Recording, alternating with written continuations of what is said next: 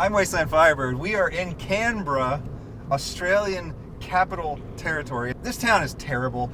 Like all capital cities, it's a tremendous waste of taxpayer money. They have giant, expensive buildings that are terribly ugly. It looks like you're in the Soviet Union in 1975. It's brutalist architecture and giant, expensive, ugly sculptures. All the sculptures in Canberra are ugly.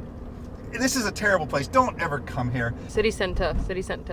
Up there. No. You're off the road. Navigating yourself around this town is terrible too. Nothing is intuitive. There's no grid. There's a big circle around the whole town, which that would be fine if it were a bustling metropolis. But it's not. There's nobody here. The streets are always empty. There's all this empty woodlands, which could be nice, except nobody's using them as parks. There's nobody walking on the streets. The streets are always empty and devoid. It's like the apocalypse here. There's graffiti all over the expensive buildings. Despite the carefully designed urban environment, there are still dark corners and terrifying alleys where you can get mugged.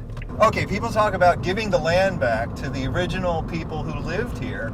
If you want to give some of the land back, give back Canberra. We don't want it anymore. I don't think they want it either.